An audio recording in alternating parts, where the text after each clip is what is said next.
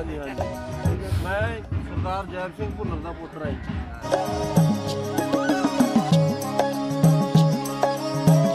मेरे फादर साहब का नाम सरदार महेंद्र सिंह भुल्लर सी, पर वो 5 साल की छोटी उम्र सी जो इतों गए 5-6 साल के सी।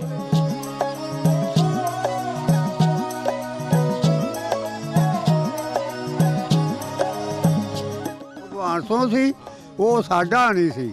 एक बूटा सो बलवीर सिंह भी सी जी।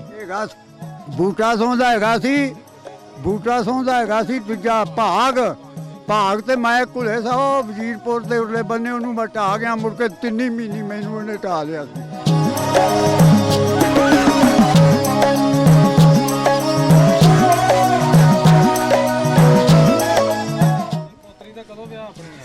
ਉਹਦਾ ਜੀ 29 ਤਰੀਕ ਤੇ ਜੰਜ ਆਉਣੀ ਆ।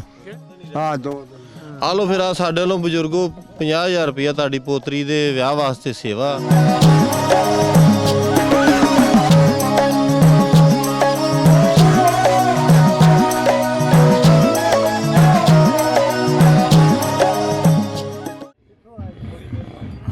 ਮੈਂ ਪਿੰਡ ਦਾ ਰਹਿਣ ਵਾਲਾ ਬਾਬਾ ਜੀ। ਨਹੀਂ ਹੁਣ ਕਿੱਥੋਂ ਆਏ ਜੀ? ਮੈਨੂੰ ਹੁਣ ਤਾਂ ਮੈਂ ਬਾਹਰੋਂ ਆਇਆ। ਪਿੰਡ ਦੇ ਹੈਗੇ ਜਿੱਥੇ ਆਏ ਜੀ। ਹਾਂ ਜੀ ਹਾਂ ਜੀ, ਹੁਣ ਤਾਂ ਬਾਹਰੋਂ ਆਇਆ ਜੀ ਮੈਂ ਕੈਨੇਡਾ ਤੋਂ। ਮੈਂ ਸਰਦਾਰ ਜੈਬ ਸਿੰਘ ਭੁੱਲਰ ਦਾ ਪੁੱਤਰ ਹਾਂ ਜੀ। ਹਾਂ ਉਹ ਭਗਵਾਨ ਹੁੰਦਾ ਸੀ ਵੱਡਾ। ਉਹ ਮੇਰੇ ਤਾਇਆ ਜੀ ਸੀ। ਤਾਇਆ ਜੀ ਸੀ ਨਾ। ਉਹ ਤੇ ਮੈਂ ਅਸੀਂ ਇਕੱਠੇ ਰਹੇ ਆ ਤੇ ਦੇਖ ਤੋਂ ਵੀ ਨਿਬੜ। ਉਹਦਾ ਪੁੱਤਰ ਮਹਿੰਦਰ ਸੀ। ਮਹਿੰਦਰ ਤੇ ਇੱਕ ਛੋਟਾ ਉਦੋਂ ਮੈਂ ਉਹਦੇ ਨਾਲ ਭਾਈਵਾਲੀ ਕੀਤੀ ਆ। ਸਾਲ ਉਹਦੀ ਜੋਬ ਤੇ ਰਿਹਾ 10ਵਾਂ ਹਿੱਸਾ ਲਿਆ। ਅੱਛਾ ਉਹ ਹਟ ਕੇ ਦੂਜਾ ਸਾਲ ਹੋਇਆ। ਫਿਰ ਮੈਨੂੰ ਜ਼ੋਰ ਲਾ ਰਿਹਾ। ਪਹਿਲੋਂ ਤਾਂ ਬਾਹਰੋਂ ਨਹੀਂ ਸੀ ਵੜਦਾ। ਜਿਹੜੀ 4 ਨਾਲ ਜਿਸ ਵੇਲੇ ਉਹਦੇ ਨਾਲ ਰਹਿ ਪਿਆ ਮਾਂ ਦੀ ਜਾਜ। ਫਿਰ ਦੂਜੇ ਸਾਲ ਜ਼ੋਰ ਲਾ ਰਿਹਾ। ਮੈਂ ਕਿਹਾ ਮੈਂ ਹੁਣ ਆਪ ਦੀ ਵਾਈ ਕਰਨੀ ਆ। ਹਾਂ ਉਹ ਮੈਂ ਜਾਣਦਾ ਉਹਨਾਂ ਨੂੰ। ਠੀਕ ਠੀਕ। ਹਾਂ ਜੈਬ ਸੋ ਖੇਤਰ ਉਹਨੇ ਬਸੋਂ ਜਾ ਕੀਤੀ ਸੀ। ਖੇਤਰਵਾਈ ਸੀ ਉਹਨਾਂ ਦੀ। ਪਹਿਲੀ ਇੱਥੋਂ ਵਾਲੀ ਦੇ ਗਿਆ ਸੀ ਉਹਨੂੰ। ਉਹਨਾਂ ਨੂੰ ਦੂਜਿਆਂ ਨੂੰ ਤੇ ਉਹਦੀ ਜਿਹੜੇ ਉਹ 6 ਭਰਾ ਜੀ ਸੀ। ਹਾਂਜੀ ਜੈਬ ਸੋ ਹਾਂਜੀ। ਤੇ ਇੱਕ ਉਹ ਬੇਗੂ ਦਾ ਪਿਓ ਕਿਸ਼ਨ ਸੋ। ਕਿਸ਼ਨ ਸੋ ਦੇ ਨਾਂ ਸੀ। ਉਹਨੇ ਮਾਤਾ ਦਾ ਠੇਕਾ ਲਿਆ। ਹਿੱਸੇ ਦੇ ਮੈਂ ਤਾਂ ਹੀ ਲਿਆ ਸੀ। ਠੇਕਾ ਲਿਆ ਸੀ ਮਾਤਾ ਦਾ। ਅੱਛਾ ਉਦੋਂ ਮੈਂ ਉਹਦੇ ਹਿੱਸੇ ਦੇ ਰਿਹਾ ਹਾਂ। ਤੇ ਇੱਕ 3 ਹੈਗੇ ਸੀ ਉਦੋਂ ਛੋਟੇ। ਬੂਟਾ ਸੋ ਤੇ ਸੱਜਣ ਸਿੰਘ। ਸੱਜਣ ਸੋ ਤੇ ਇੱਕ ਕਾਲਾ ਸਿੰਘ ਵੀ ਸੀ। ਕਾਲਾ ਸਿੰਘ ਉਹ ਫੌਜ ਚ ਨਹੀਂ ਦਾ ਸੀ। ਉਹਨੇ ਸਾਨੂੰ ਨਮਾਜ਼ ਪੜ੍ਹਾਈ ਸੀ। ਆਏ ਖੂਹ ਤੇ ਲਿਜਾ ਕੇ। ਉਹ ਗੱਲ ਚੇਤੇ ਆ। ਮੈਂ ਤੇ ਖੁਸ਼ੀ ਚੌਧਰੀ ਜਿਉਂਦਾ ਉਹ ਪਰ ਮਰ ਗਿਆ ਸੀ। ਉਹਨੇ ਆਖਿਆ ਵੇਖ ਜੇ ਤਾਂ ਹੋ ਗਿਆ ਜੇ ਬਾਰਡਰ ਇੱਥੇ ਤੇ ਸਦਾ ਹੀ ਦੁਖੀ ਰਹੋਗੇ।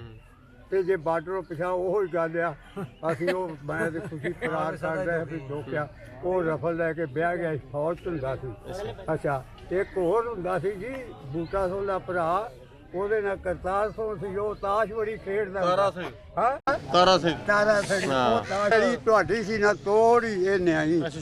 ਅੱਛਾ ਉਹਨੇ ਆਖਣਾ ਆਜੋ ਤਾਸ਼ ਖੇਡੀਏ ਮੇਰੂ ਫਲਾਣਾ। ਉਹਨੇ ਆਖਣਾ ਮੈਂ ਪੱਠੇ ਲੈਣ ਜਾਣਾ। ਅੱਛਾ ਉਹਨੇ ਆਖਣਾ ਇੱਥੋਂ ਵੱਲ ਨਹੀਂ। ਉਹ ਲੈ ਜਾਏਗਾ ਸੱਜਣ ਤੇ ਸੱਜਣੀ ਉਹਨਾਂ 'ਚ ਭੈੜਾ ਸੀ ਅਖੇ। ਉਹਨੇ ਲੈ ਜਾਏਗਾ ਖੇਤਰ ਲੈ ਜਾਏਗਾ ਪੱਠੇ ਦਾ ਇੱਥੋਂ ਹੀ ਵੱਲ ਲਿਓ ਜੀ।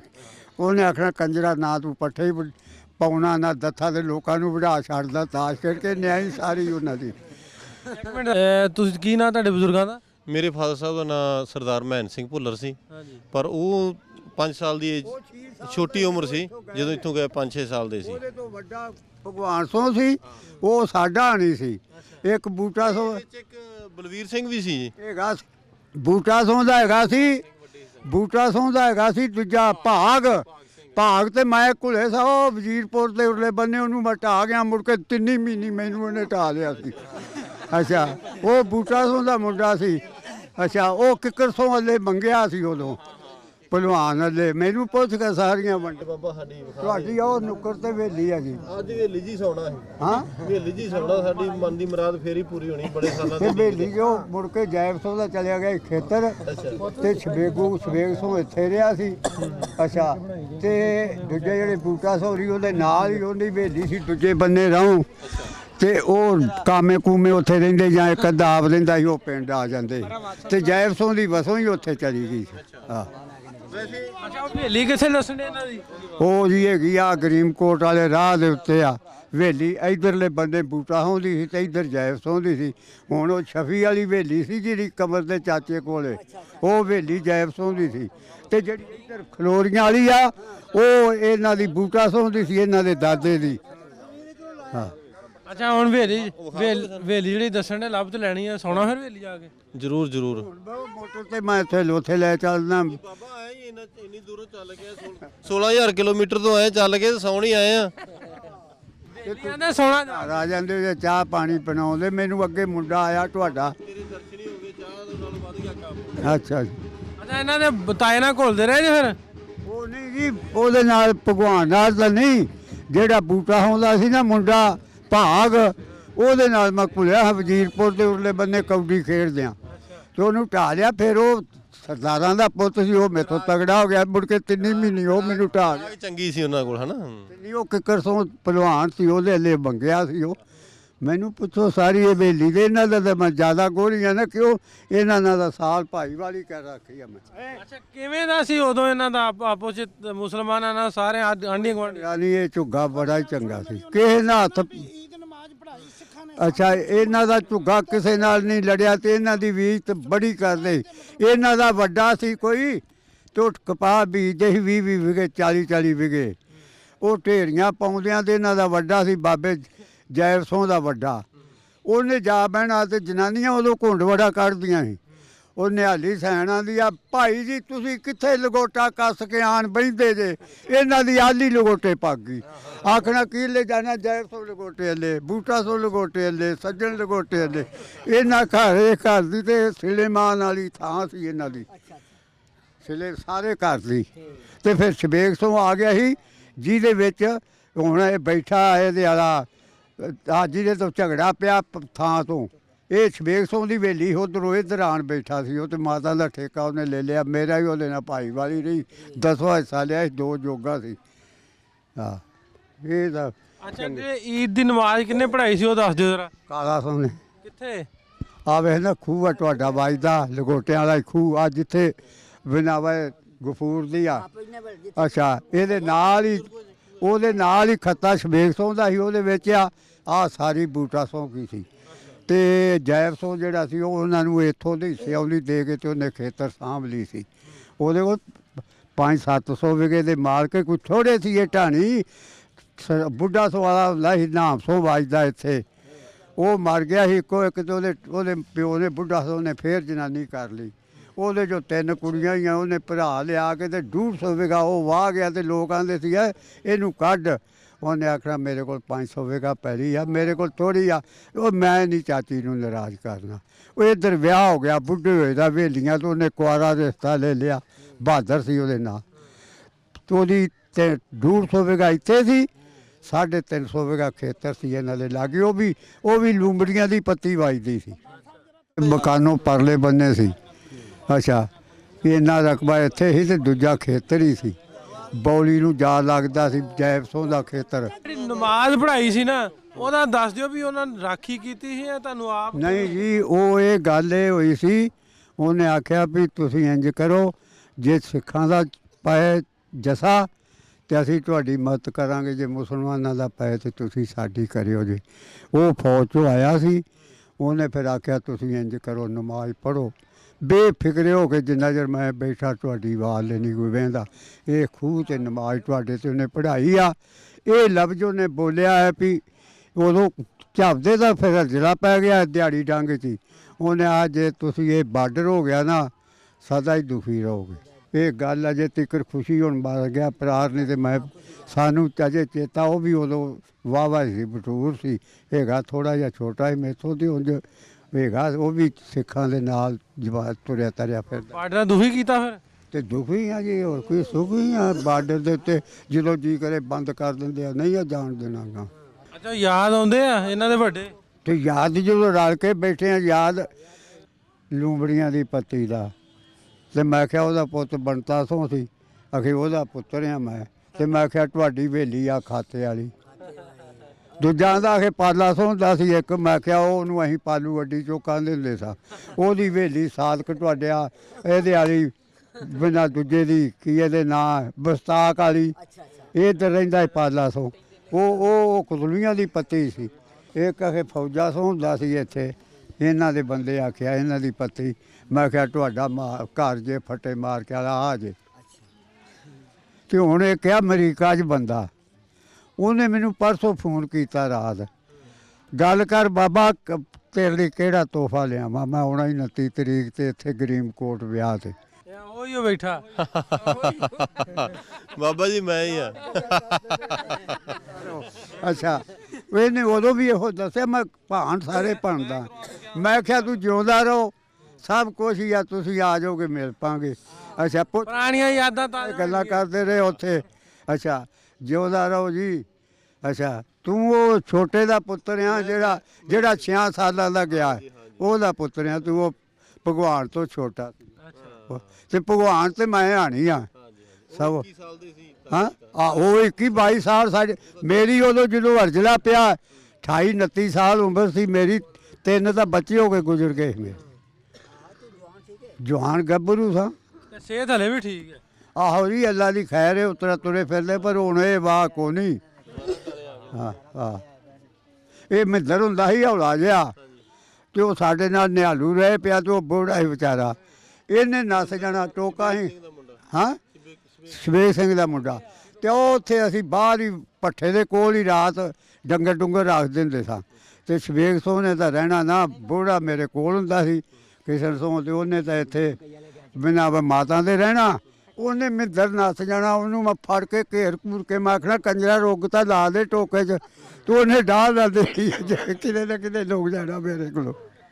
ਤੇ ਤਾਂ ਹੀ ਪੁਰਾਣਾ ਦੌਰ ਯਾਦ ਆ ਗਿਆ। ਹਾਂ, ਪੁਰਾਣਾ ਵੇਲਾ ਯਾਦ ਆ ਗਿਆ। ਪੁਰਾਣਾ ਵੇਲਾ ਯਾਦ।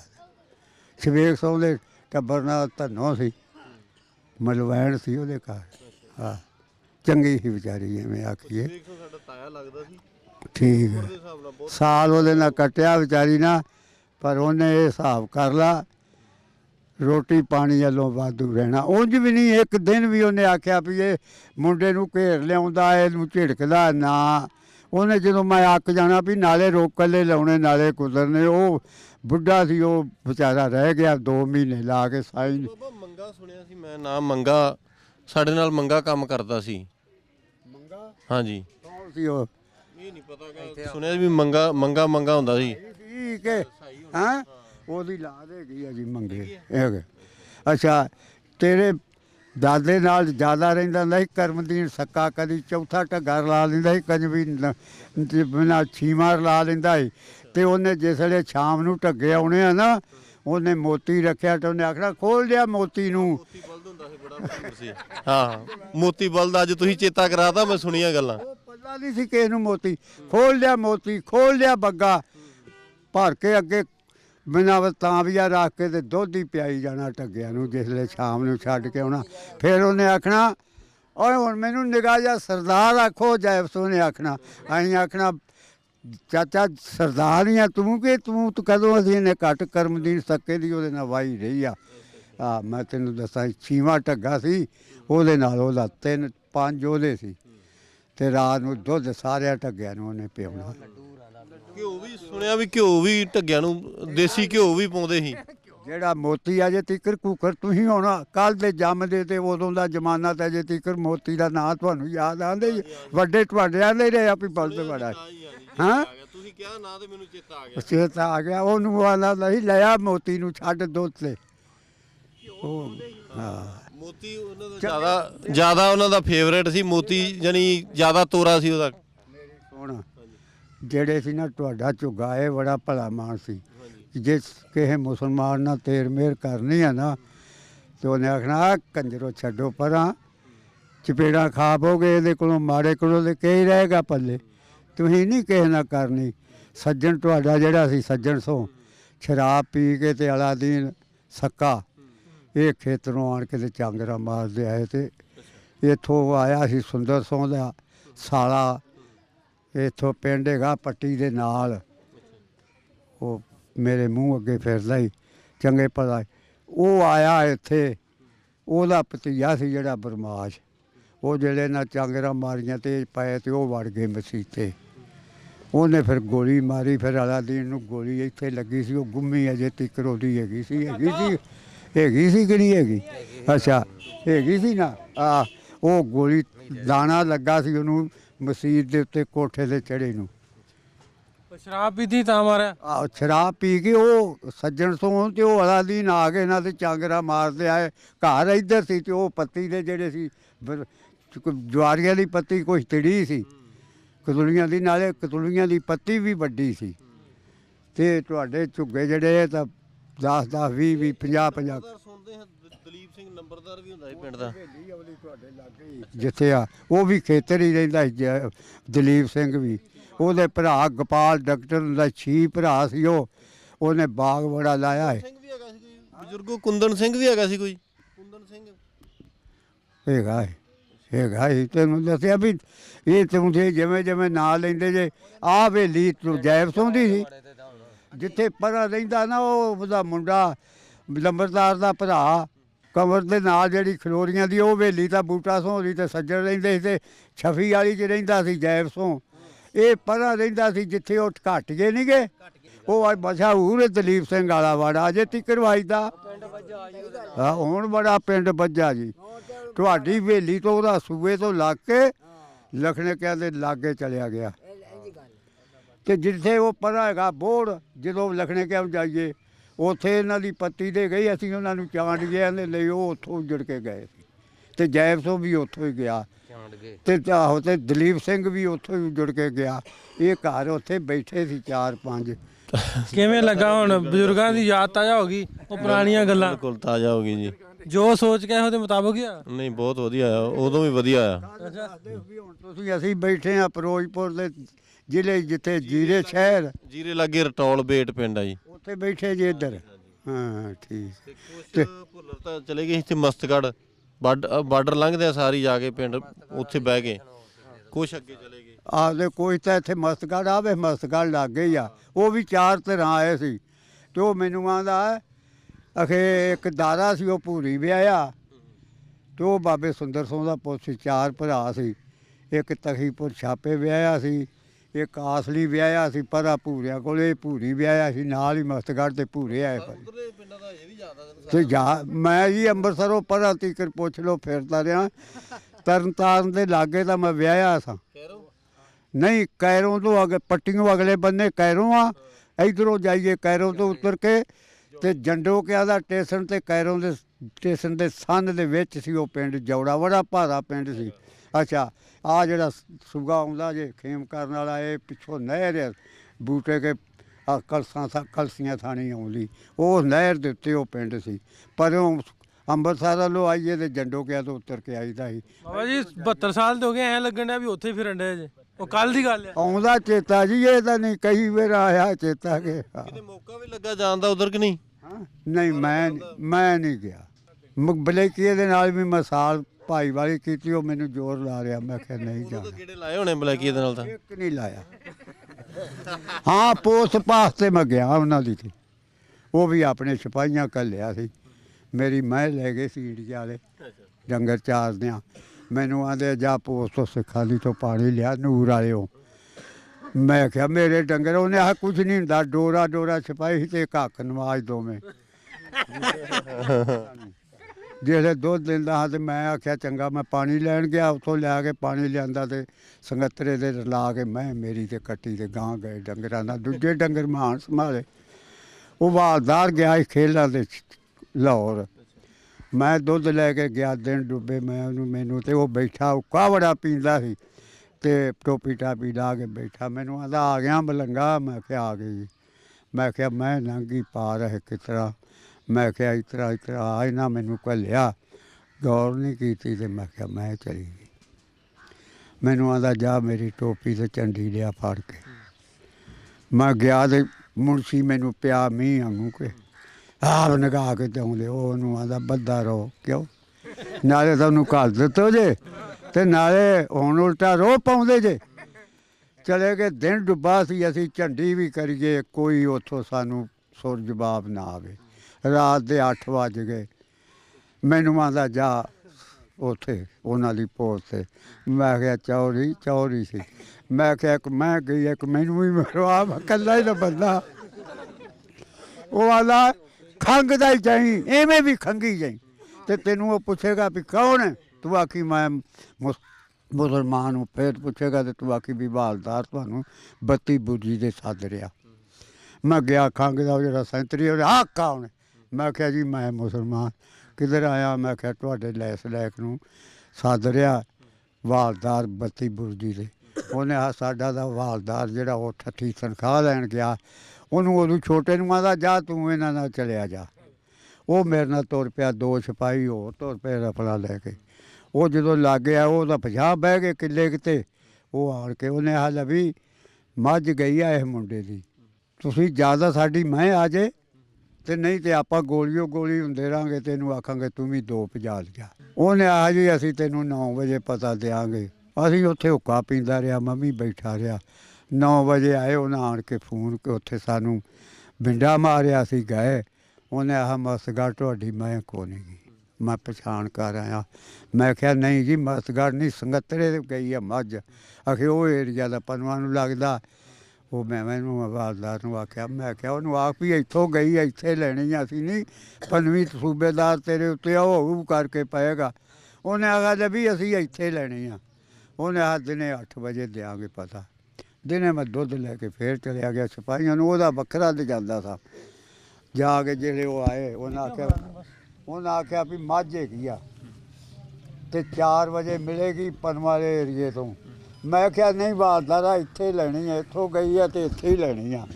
ਉਹਨੇ ਆਪ ਹੀ ਇੱਥੇ ਫਿਰ 4 ਵਜੇ ਆਈ, ਮੈਂ ਤੇ ਕੱਟੀ ਕੇ ਮੁੜਵਾ ਕੇ ਗਿਆ। ਜਦੋਂ ਪਤਾ ਲੱਗਾ ਉਹਨੇ ਆਖਿਆ ਏ ਤੂੰ ਸੱਜਣ ਬਣ ਕੇ ਰਿਹਾ, ਮੈਂ ਤੇਰੇ ਕੋਲੋਂ ਦੁੱਧ ਤੇ ਘਿਓ ਮੰਗਾ ਕੇ ਖਾਧਾ ਤੇ ਤੇਰਾ ਪੈਸਾ ਕੋਈ ਨਹੀਂ ਮਾਰਿਆ। ਮੈਂ ਕਿਹਾ ਨਹੀਂ। ਉਹਨੇ ਆਖਿਆ ਅਸੀਂ ਚੰਗੇ ਨਹੀਂ ਹੁੰਦੇ ਗਾ, ਪਰ ਆਪਾਂ ਨਾ ਰੱਖੀ ਤੈਨੂੰ ਮੈਂ ਕੋਈ ਮੈਂ ਉਹਨੂੰ ਮਗਰੋਂ ਕਦੀ ਮੈਨੂੰ ਚੌਕੀਦਾਰ ਆ ਮੇਰੇ ਕੋਲ, ਉਹ ਮੇਰੇ ਕੋਲ ਆ ਜਾਣ, ਮੈਂ ਨਹੀਂ ਉਹਨੂੰ ਮਗਰ। ਉਹਨੇ ਆ ਸਾਡੇ 'ਚ ਚੰਗਾ ਵੀ ਅਸਲੇ ਦਾ ਹੁੰਦਾ, ਸਾਡੇ 'ਚ ਉਹ ਵੀ ਹੁੰਦੇ ਜਿਹੜੇ ਬੇਦ ਅਸਲ ਹੁੰਦੇ ਆ। ਤੇ ਤੂੰ ਬੰਦਾ ਭਲਾ ਮਾਨਸ ਆ ਤੇ ਤੂੰ ਮੇਰੀ ਗੱਲ ਚੇਤੇ ਮੈਨੂੰ ਅਜੇ ਚੇਤੇ। ਬਾਬਾ ਜੀ ਪੋਤਰੀ ਦਾ ਕਦੋਂ ਵਿਆਹ ਆਪਣੇ ਨਾਲ? ਉਹਦਾ ਜੀ 29 ਤਰੀਕ ਤੇ ਜੰਜ ਆਉਣੀ ਆ। ਕਿਹੜੀ ਨਤੀ ਤੇ? ਆ ਜਿਹੜੀ 29 ਐਸੇ ਨਤੀ ਐਸੇ 29 ਲਾਗੇ ਵਿਆਹ ਦੇ ਆਪਾਂ। ਹਾਂ 2 ਦਿਨ ਹੀ ਹਾਂ 2 ਦਿਨ। ਆ ਲੋ ਫਿਰ ਆ ਸਾਡੇ ਵੱਲੋਂ ਬਜ਼ੁਰਗੋ 50,000 ਰੁਪਇਆ ਤੁਹਾਡੀ ਪੋਤਰੀ ਦੇ ਵਿਆਹ ਵਾਸਤੇ ਸੇਵਾ। ਇੱਧਰ ਇਹ ਹੁਣ ਸਮਝੋ ਵੀ ਤੁਹਾਡੇ ਬੇਲੀ ਨੇ ਘਲਾਇਆ, ਉਹਨਾਂ ਦਾ ਪੋਤਰਾ ਵਾ ਤੇ ਤੁਹਾਡੇ ਬੇਲੀ ਨੇ ਧਿਆਏ ਮੇਰੇ ਬੇਲੀ ਸੀ ਉਹ, ਜਦੋਂ ਮੈਂ ਤਾਪ ਕਰਨਾ ਜਿਉਂਦੇ ਰਹੋ। ਉਹਨਾਂ ਹੀ ਸਰਦਾਰ ਜੈਲ ਸਿੰਘ ਭੁੱਲਰ ਦਾ ਹੀ ਪੋਤਰਾ, ਮੈਂ ਮਹਿਨ ਸਿੰਘ ਭੁੱਲਰ ਦਾ ਬੇਟਾ। ਇਹ ਬਾਦਸ਼ਾਹ ਬੰਦਾ ਸੀ ਉਹ।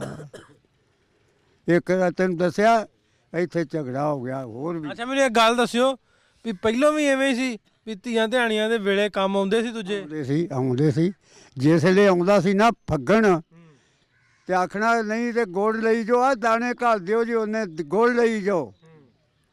ਤੇ ਜੇ ਪੁੱਤਰ ਹੋ ਜਾਣਾ ਹੈ ਤੇ ਲੋਹੜੀ ਆਉਂਦੀ ਹੈ ਜਿਹੜੀ ਤੁਹਾਡੀ 5 ਬਣ ਪੱਕੀ ਮਕਈ ਤੇ ਗੁੜ ਵੰਡ ਦੇਣਾ ਹੈ। ਮੇਰੇ ਵਰਗੇ ਬੂੜਿਆਂ ਵੀ ਮੰਡੀਰ ਨੇ ਘੈਂਟੋ ਬੂਗੇ ਕੇ ਕਰਨਾ, ਫਿਰ ਮਨਾਂ ਦੇ ਮਨ ਵਰਤਾਈ ਜਾਣ। ਫਿਰ 72 ਸਾਲਾਂ ਬਾਅਦ ਫਿਰ ਉਹਨਾਂ ਨੇ ਧੀ ਧਿਆਣੀ ਦੇ ਕੰਮ ਆ ਗਏ। ਆ ਗਿਆ ਜੀ ਓਕੇ, ਆ ਗਿਆ ਕਿ ਸਰਦਾਰ ਬੰਦੇ ਆ ਗਏ। ਅੱਛਾ ਜੀ ਜਿਉਂਦਾ ਰਹੋ, ਅੱਲਾ ਪਾਕ ਲਾਈ ਰੱਖੇ ਤੈਨੂੰ ਇਹਨੂੰ ਵੀ ਜ਼ਿਆਦਾ ਦੇ। ਇਹ ਲੈ ਕੇ ਜਾਂਦੇ ਬਜ਼ੁਰਗਾਂ ਨੂੰ ਭੁੱਲਰ ਸਾਹਿਬ ਦੀ ਹਵੇਲੀ ਤੇ ਉਹ ਘਰ, ਉਹ ਵੀ ਤੁਹਾਨੂੰ ਵਿਖਾਉਂਦੇ ਵੀ ਜਿੱਥੇ ਇਹਨਾਂ ਦੇ ਵਡਕੇ ਰਹਿੰਦੇ ਸੀ। ਆਓ ਚੱਲਦੇ ਆ ਪਿੰਡ।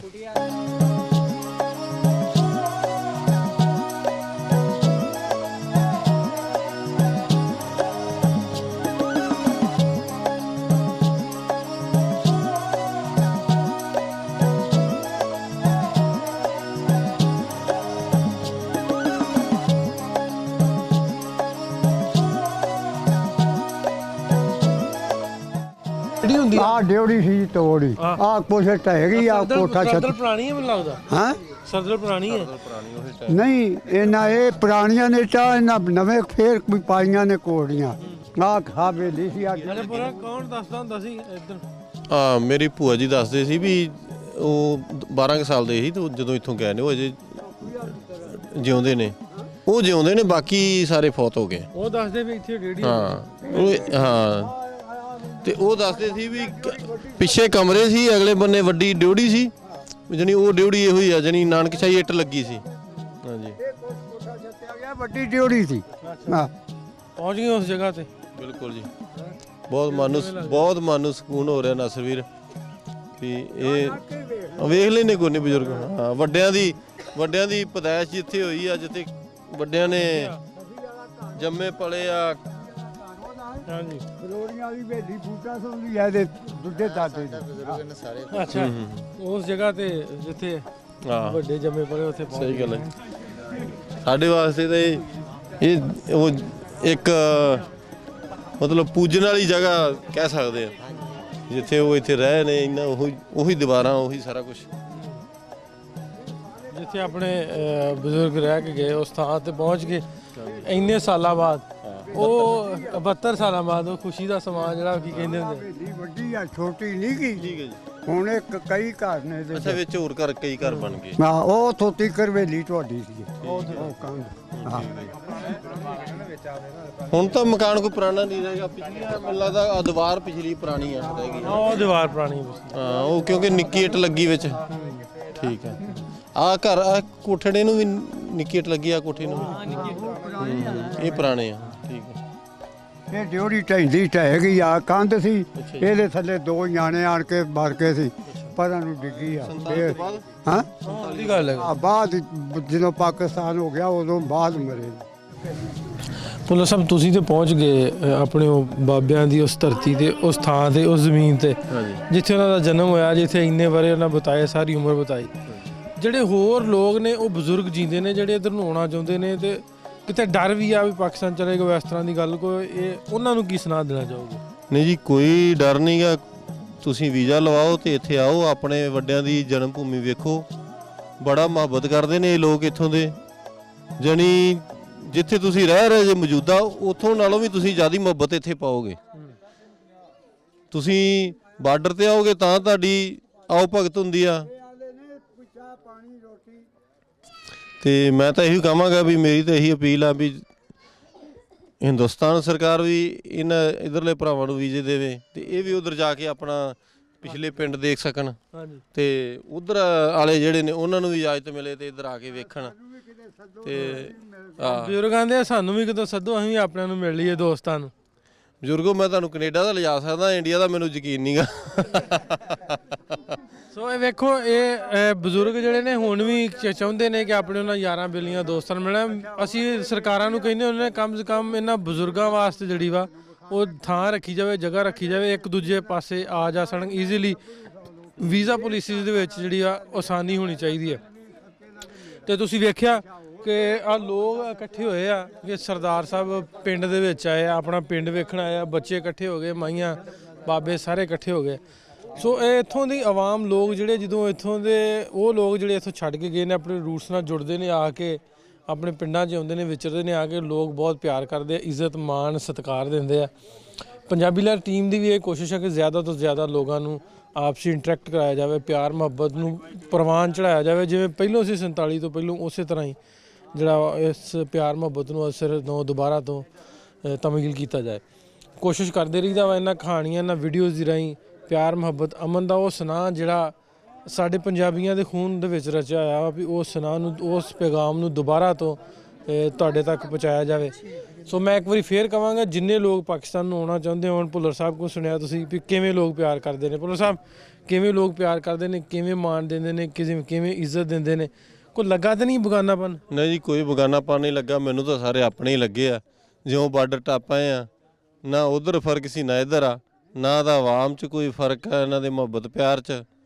ਇਹ ਇਕੱਠੇ ਹੋਏ ਸਾਰੇ। ਹਾਂ, ਅੱਖਾਂ ਤੇ ਬਿਠਾਉਂਦੇ ਨੇ ਸਾਰੇ ਬੱਚਿਆਂ ਨਾਲ, ਨਿੱਕਿਆਂ ਨਾਲ ਹੱਥ ਮਿਲਾਇਆ, ਵੱਡਿਆਂ ਸਿਆਣਿਆਂ ਤੋਂ ਲੈ ਕੇ, ਤੇ ਬੜੇ ਖੁਸ਼ ਹੋ ਕੇ ਮਿਲਦੇ ਨੇ ਸਾਰੇ। ਤੇ ਬੜਾ ਮਨ ਨੂੰ ਸਕੂਨ ਆਇਆ ਵੀ ਆਉਣਾ ਚਾਹੀਦਾ ਸਾਰੇ ਸਾਡੇ ਭੈਣਾਂ ਭਰਾਵਾਂ ਨੂੰ, ਹੋਰ ਵੀ ਜਿਨ੍ਹਾਂ ਦੇ ਬਾਪ ਦਾਦੇ ਇੱਥੋਂ ਗਏ ਨੇ, ਆਪਣੇ ਬੈਕਗਰਾਊਂਡ ਉਹਨਾਂ ਨੂੰ ਵੇਖਣੀ ਚਾਹੀਦੀ ਹੈ ਵੀ ਕਿਹੋ ਜਿਹਾ ਮਾਹੌਲ ਸੀ ਤੇ ਕਿੱਦਾਂ ਤੁਸੀਂ ਇਹ ਰਹਿੰਦੇ ਸੀ ਪਹਿਲੇ ਬਜ਼ੁਰਗਾਂ ਨੇ ਵੀ ਕਹਾਣੀਆਂ ਜਿਹੜੀਆਂ ਨਾ ਮੁੱਕਣ ਦਾ ਨਾਂ ਨਹੀਂ ਸੀ ਲੈਣੀਆਂ, ਕਿਵੇਂ ਉਹਨਾਂ ਪੁਰਾਣੀ ਯਾਦ ਤਾਜ਼ਾ ਹੋ ਗਈ, ਕਿਵੇਂ ਉਹ ਫਲਾਣਾ ਸੀ, ਫਲਾਣਾ ਕਿੱਥੇ ਆ, ਫਲਾਣਾ ਹੈਗਾ ਕਿ ਨਹੀਂ ਹੈਗਾ। ਬੜੀ ਵਧੀਆ ਯਾਦ। ਸੋ ਇਹ ਹਾਂਜੀ ਬਹੁਤ ਵਧੀਆ। ਸੋ ਇਹ ਉਹ ਪਿਆਰ ਜਿਹੜਾ ਵਾ ਨਾ ਸਾਡੇ 'ਚ ਹੱਲੇ ਵੀ ਹੈ ਵਾ ਤੇ ਮੁੱਕਣਾ ਹੀ ਨਹੀਂਗਾ। ਸਾਰੀ ਉਮਰ ਜੇ ਆਪਾਂ ਕਹੀਏ ਤਾਂ ਵੀ ਨਹੀਂ ਮੁੱਕਣਾ। ਇਸੇ ਹੀ ਕੋਸ਼ਿਸ਼ ਦੇ ਨਾਲ, ਇਸੇ ਉਮੀਦ ਦੇ ਨਾਲ ਅੱਗੇ ਵਧਦੇ ਹਾਂ। ਨਾਸਰ ਢਿੱਲੋਂ ਨੂੰ ਇਜਾਜ਼ਤ ਦਿਓ, ਮਿਲਦੇ ਹਾਂ ਇੱਕ ਨਵੀਂ ਕਹਾਣੀ, ਇੱਕ ਨਵੀਂ ਸਟੋਰੀ ਦੇ ਨਾਲ।